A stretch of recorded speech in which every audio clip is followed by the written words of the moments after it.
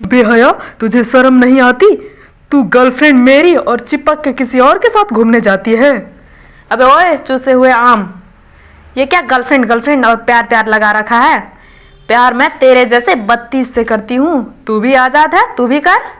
तुझे कौन मना कर रहा है? गुंजन मिडिल क्लास फैमिली की एक बहुत ही आजाद ख्यालों वाली अय्याश लड़की होती है, जिसके कुल मिला के 32 बॉयफ्रेंड्स होते हैं। गुंजन अपने सारे बॉयफ्रेंड्स के साथ टाइम स्पेंड करती थी।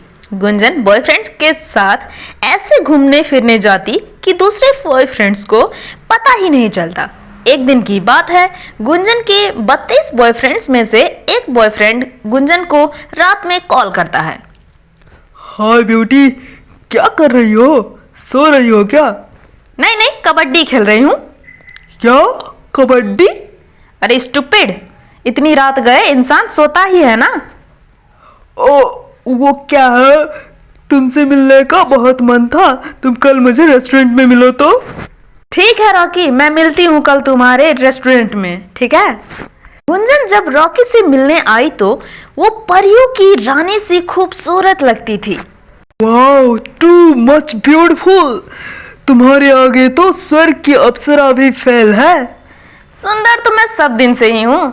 कोई नई बात बताओ, तुमने मुझे यहाँ किस लिए बुलाया है? सुंदर सी लड़की के लिए ये सुंदर सा gift. Oh thank you Rocky.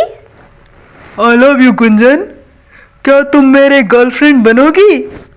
I love you too Rocky, and of course मैं तुम्हारी गर्लफ्रेंड बनूंगी। मगर वहीं रॉकी को कहाँ पता था कि गुंजन रॉकी के तरह ही कितने सारे लड़कों को आई लव यू बोल चुकी है और ना जाने कॉलेज के कितने सारे लड़कों से वो रिंग भी ले चुकी है। रॉकी का भ्रम तो तब टूटा जब उसने देखा कि गुंजन विकी के साथ बाइक में घूम रही थी और रॉकी कॉलेज में ही गुंजन को बुरा भला कहने लगता है। अरे बेशरम, बेहया, तुझे शर्म नहीं आती? तू गर्लफ्रेंड मेरी और चिपक के किसी और के साथ घूमने जाती है। अबे ओए चूसे हुए आम, ये क्या गर्लफ्रेंड गर्लफ्रेंड और प्यार प्यार लगा रखा है? प्यार मैं तेरे जैसे 32 से करती हूँ, तू भी आजाद है, तू भी कर। तुझे कौन मना कर रहा है? चुप साली, मुझे नहीं करना तेरे जैसा प्यार। मैंने तो सोचा तू मेरे से कमिटेड है, इसीलिए मैंने तेरे को इतनी महंगी डायमंड रिंग दी है। ले साले, तेरी रिंग की ऐसी की तैसी। कहकर रॉकी का दिया हुआ रिंग को उतार फेंक देती है। धीरे धीरे गुंजन के अफेयर्स के चर्चे पूरे शहर में होने लगता है। अब उसके माता पिता को भी गुंजन के अफेयर्स के बारे में पता चल गया था, जिसके कारण टेंशन में आके गुंजन का शादी रामविलास नाम की लड़की से करना पड़ा। सुहागरात वाले दिन जब रामविलास गुंजन का घूंघट उठाता है। गुंजन जी अब बहुत खूबसूरत है, बिल्कुल स्वर्ग की अप्सरा की तरह। हाँ खूबसूरत तो मैं हूँ, मगर मेरी किस्मत इतनी खूबसूरत नहीं है ना, इसीलिए तुम्हारे जैसे मंद बुद्धि से मेरी शादी हो गई।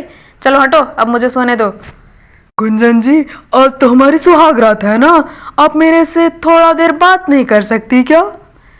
मेरी तो किस्मत ही फूटी हुई थी, इसलिए तुम्हारे जैसा बुढ़ा इंसान मेरा पति बन गया। अब मैं सो रही हूँ। धीरे धीरे रामविलास को पता चल गया कि उसकी पत्नी उसे पसंद नहीं करती, फिर भी रामविलास गुंजन को इम्प्रेस करने की पूरी कोशिश करता। उसी बीच में एक लड़का रॉकी से गुंजन की मुलाकात होती है। रॉकी छोटा मोटा काम करने वाला पिज्जा डिलीवरी पर्सन होता है। महीने का बस 8,000 ही कमाता था, मगर था वो बड़ा हैंडसम। दोनों ने मर्यादा की सारी सीमाएं नांग ली। रॉकी, अब मुझे लगता है कि हम दोनों को एक हो जाना चाहिए। हाँ, एक तो हो जाएंगे, बस तुम एक काम करो, तुम अपने पति की सारी प्रॉपर्टीज और बैंक बैलेंस सारे अपने नाम करवा लो और फिर मेरे नाम। मगर तुम्हारे नाम में क्यों? पैसे तुम्हारे पास रहे या मेरे, बात तो एक ही है ना। फिर गुंजन बहला फुसला के रामविलास से सारे प्रॉपर्टीज पे साइन करवा लेती है और सारे बैंक बैलेंस भी अपने नाम करवा लेती है और रॉकी के कहे मुताबिक सारी चीजें रॉकी के नाम में तुरंत ही ट्रांसफर कर देती है। बैलेंस की ट्रांसफर होते ही रॉकी की आंखों में शैतानी चमक आ जाती है। रॉकी, मैंने सारे काम तुम्हारे कहने के मुताबिक कर लिया है, अब चलो दोनों आदमी भाग चलते हैं। ओ गुंजन, क्या है ना, तुम्हारा पति अभी जिंदा है, बस उसे दूध में जहर देके तुम मार दो, फिर तो हम दोनों को एक होने से कोई रोक नहीं सकता। ठीक है, मैं उस मंदबुद्धि को दूध में जहर देके मार दूंगी। फिर गुंजन किसी तरह रामविलास के दूध में जहर देकर पिला देती है।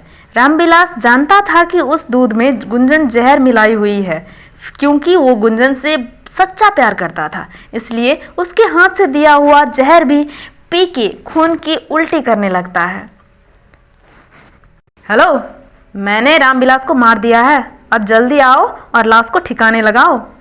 क्या क्या क्या? मैं क्यों लगाऊंगा लाश को ठिकाने?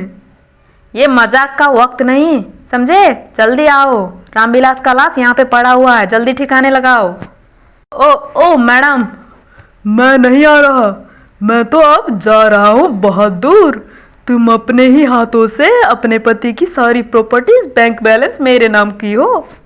मैं तुमसे प्यार करती हूँ, तुम्हारे साथ ही अपना जीवन बिताना चाहती हूँ। ये प्यार नहीं है मैडम, प्यार नहीं है। जो इंसान मेरे लिए अपने भोले वाले पति को मार सकती है, वो कल को जाके मुझे भी तो मार सकती है ना। इसलिए मैं तो चला बहुत दूर, जहां तुम जैसी धोखेबाज औरत की मुझे परछाई भी ना छू पाए। Good bye. Hello hello hello hello. Rocky SIM तोड़ के फेंक देता है। अब गुंजन अपने किए पे पछतावा करती है और उसे पहली बार रामविलास के लिए बहुत बुरा लगता है, जबकि उसका पति दुनिया को छोड़ जाता है। तो मेरे प्यारे दोस्तों, कैसी लगी आपको रामविलास की पत्नी गुंजन? प्लीज़ हमें कमेंट के जरिए ज़रूर बताएं। वीडियो को लाइक और चैनल को सब्सक्राइब करके नोटिफिकेशन बेल को भी प्रेस कर दें, ताकि हमारी आने वाली हर नई वीडियोस की नोटिफिकेशन सबसे पहले आप तक पहुंचे। फिर मिलते हैं ऐसी ही इंटरेस्टिंग कहानी के साथ, तब तक के लिए गुड बाय।